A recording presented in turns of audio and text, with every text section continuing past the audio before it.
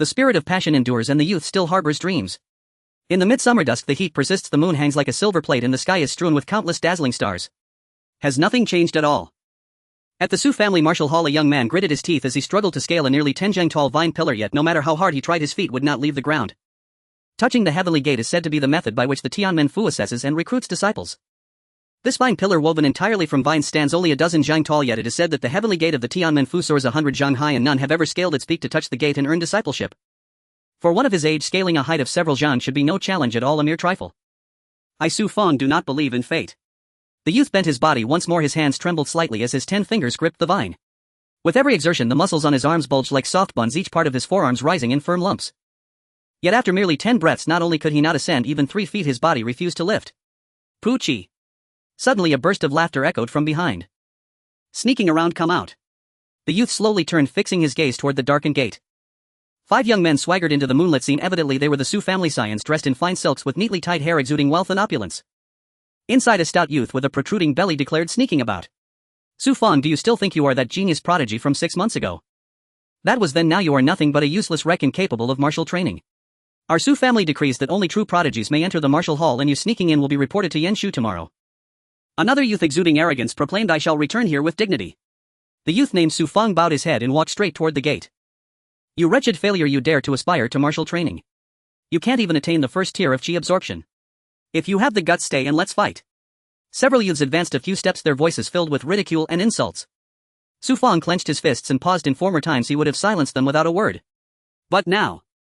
Looking for a fight, are you? Once you were formidable, but now before us you are nothing more than a lapdog, a jinx who caused your mother's demise and owing to your worthless father lost our Su family's ancestral divine weapon. You and your father are the disaster of our clan, destined for exile and a lifetime of servitude in the mines. The stout youth rolled up his sleeves and glared furiously at Su Fang.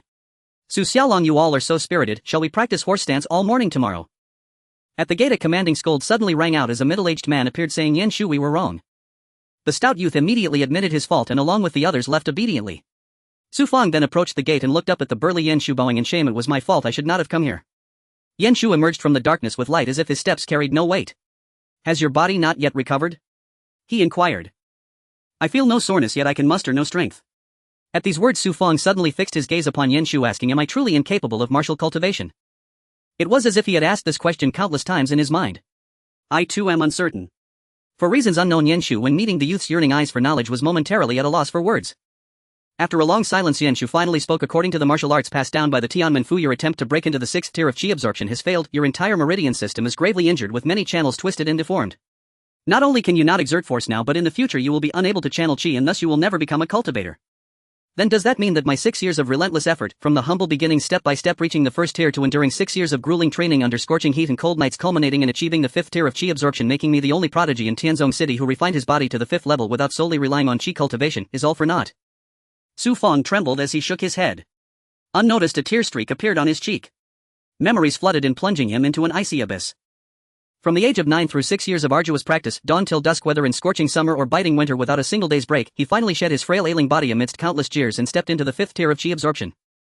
The path of cultivation begins with a dual practice, nurturing both the body externally and the chi internally. The 10th tier of chi absorption is a realm inherited from the Tianmen-fu, the nearest cultivation ground to Tianzong City. It is said that the Lord of the Heavenly Gate possesses the divine ability to soar aloft and stride over mountains and rivers. Becoming a cultivator is a dream held from birth by everyone in Tianzong City. For Su Fang, attaining the 4th tier of chi absorption would secure him a place as a prodigy in the Su family, and thereafter through assessment he could enter the Tianmen-fu for further cultivation. Reality, however, often proves that despite all efforts one may end up empty-handed.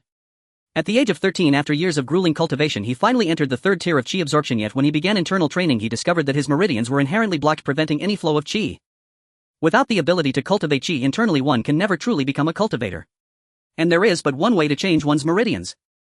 He must persist in refining his body until he reaches the 6th tier of chi absorption, then by leveraging his physical prowess enter the Tianmen-fu, in hopes of remodeling his obstructed meridians. Focusing solely on physical training, to achieve the 6th tier of chi absorption by refining the body alone, is no easy feat. Even adults cannot attain the 6th tier without internal chi cultivation. Clinging to his obsession, at the age of 15 he finally reached the 5th tier of chi absorption, becoming the talk of Tianzong City. Who could not envy him, for never before had a minor achieved the 5th tier solely through physical training. He then endeavored to break into the 6th tier only to have his attempt fail. The overwhelming backlash force struck his body with destructive power, shattering and even twisting many of his meridians. In one night he fell from the heights of heaven into the depths of hell. After the failed breakthrough, not only was further cultivation impossible but even survival became arduous. Fortunately, after 6 months of taking top-grade spiritual herbs, he gradually recovered, only to face the cold and pitiless reality. He could no longer carry even tens of jin, and after a short walk he was left panting. A cripple. He had reverted to his state before the age of 9, a sickly self destined to remain an ordinary mortal. Moreover, he had missed the assessment held by the Tianmenfu envoy 2 months ago. Now he must wait another 3 years until the next testing convention. Am I truly incapable of martial cultivation? After a long while, Su Fang regained his senses and looked toward Yen Shu. Su Fang, there is more to life than merely practicing martial arts. Yen Shu initially intended to order Su Fang to leave but could not bear to add more. It is said that ancient cultivators practiced a method solely devoted to the body, dividing it into 4 realms: pre-heaven, post-heaven, transcendent, and great perfection.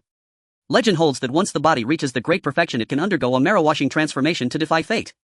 Perhaps this could remedy your blocked meridians, but after all it is just a legend and such methods have long since vanished. Ancient physical cultivation methods. Suddenly Yen Shu's offhand remark struck him like a life-saving straw. Yen Shu then glanced at the upright vine pillar, shaking his head with a sigh. Although the Tianmenfu holds its testing opportunity every 3 years to join by merely touching the heavenly gate, neither I nor any adult can ever scale that gate. Since the Tianmenfu's inception no one has succeeded. Now go back. Seeing Su Fang's burning gaze, Yen Shu with helpless eyes spoke a few words before proceeding into the inner hall. The answer had been given. Without a final glance at the sacred place in his heart, Su Fang departed silently. Upon stepping onto the street, although light shone everywhere to him, they resembled a bitter winter, as if everyone were mocking him. Yo, Su Fang. An astonished voice suddenly emerged ahead. Su Yen, isn't that your former prodigy Su Fang? He is your cousin. Su Yen. Su Fang initially cared little if someone recognized him, but the name Su Yen stirred a note of surprise in him. He looked up to see 3 dashing youths standing right in the center of the street. For Su Yen is the son of the Su family patriarch and also Su Fang's cousin. Su Fang's father and the current Su family patriarch were brothers, once renowned as formidable masters in Tianzong City. Alas, 16 years ago, just as Su Fang was about to be born, they were abruptly summoned by the Tianmenfu and never returned alive.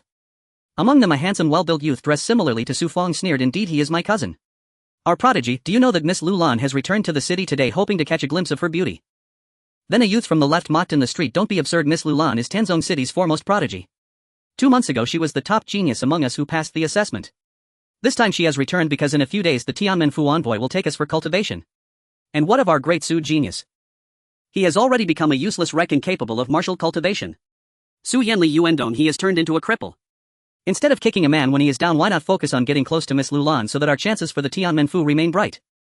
Meanwhile, another youth, more indifferent, forcibly pushed the other 2 aside, and the 3 strode forward with triumphant arrogance.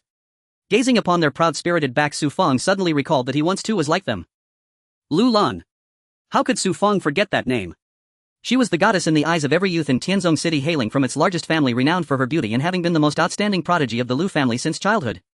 Now she had surpassed all her peers, standing aloof and untouched by the mundane. He on the other hand lowered his head in silence and approached a pharmacy. Inside the pharmacy, an elderly hunchback man with white hair sat at a stone mill grinding herbs. Upon seeing Su Fang, he beckoned warmly, "Good grandson. Grandfather, let me do the grinding. Now that the night has grown cold, please go and rest." Su Fang mustered a smile, then began tidying up, moving the wooden rack from the doorway into the main hall. "That's good. Now that you've acquainted yourself more with herbs and with your grandfather's medical skills, ensuring a worthy successor as for martial cultivation, don't worry about it. In time you will bring glory to both the Su family and your grandfather. He is content, and you have already proven your worth through your own hard work." Before leaving, grandfather did not forget to impart his earnest advice. "No, I Su Fang cannot resign myself to fate. I will not accept the arrangements of destiny. I shall pursue martial cultivation, seek out the ancient physical training methods, and through arduous practice enter the Tianmenfu with dignity by touching the heavenly gate. I will make all those who mock me be silenced. For my father's sake, I must also enter the Tianmenfu. I refuse to believe that my father met his end so passively. I will bring back my father and our family's ancestral divine weapon, the Jiang Yu Dao, so that my cousin will no longer treat me as an outsider, my uncle will not shun me, and no clan member will call me a jinx." Su Fang gritted his teeth, eager to vent the pent-up frustrations deep within his heart. Su Fang continued tidying up the main hall. Only after putting away most of the herbs did he finally sit down before the stone mill. He pushed at the millstone with great effort. The mill weighed barely over 20 jin, yet it always seemed intent on tormenting him. He ground like this for a while without adding any fresh herbs, his whole being seeming stripped of its soul. He pushed the millstone on and on, his eyes utterly vacant, devoid of the slightest spark of life. "Jinx. Ever since your mother conceived you, first your father met with disaster together with the Jiangyue blade, and then your mother died in childbirth because of you. Without the Jiangyue blade, the Lu family and the Wu family have bullied our Su family for years. Tell me, are you not a star of misfortune? Look at him, haha, and he even dreams of a toad eating swan meat. He's not even qualified for that. Lu Lan has long since become a disciple of Tianmen Mansion. He did not know how long he had been in a daze. Su Fang's mind was crammed with the mocking voices of Su Xiaolong, Su Yan and the others which he could not shake off no matter how he tried.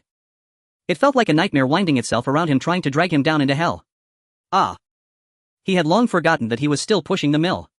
At some unknown moment his fingers had drifted close to the edge and one slipped into the turning gap between the grinding stones.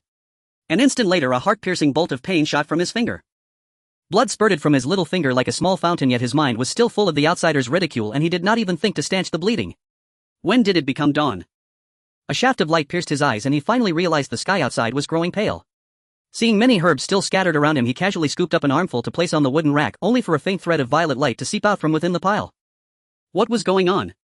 Was his vision playing tricks on him, or had he lost too much blood? When he laid the herbs on the rack, that violet radiance spread with them and unfurled right before his eyes. He glanced over carelessly at first, but once he truly saw it, his pupils tightened on the purple gleam. His right hand hurriedly snatched the source out for a look. It was simply a medicinal plant that had not yet been cleaned. Looking more closely, the rotten piece of wood was covered in root-like tendrils vaguely resembling a hand. He even had some impression of this herb. A month earlier he had bought it from a hunter. It was merely one item in the bundle and he remembered the hunter saying he had found it on Ziki Mountain. He had left it in a corner without even having time to sort it, never imagining it would one day emit light. Voila! He was just thinking of taking it to show his grandfather. He had heard that some herbs could give birth to medicinal spirits. Could it be he had acquired a great treasure this time? Who would have thought that from within the herb a thin thread of violet light would suddenly shoot out? No, it was actually a tiny purple worm.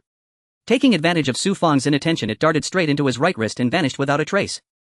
The decayed wooden herb in his right hand then seemed to truly come alive. As the violet thread left it, the thing gave a faint flutter and impossibly floated up out of Su Fang's palm into the air. Could it be a ghost? The rotten herb suddenly leaping from his grasp made Su Fang stumble back in fright, a chill spreading through his heart. Crackling sounds followed. Suspended midair, the purple hand-shaped rotten wood lost its glow. Ash-like matter began to peel away from it layer by layer. In just a short while, Su Fang was almost convinced he had truly encountered a ghost. For a purple blood-soaked right hand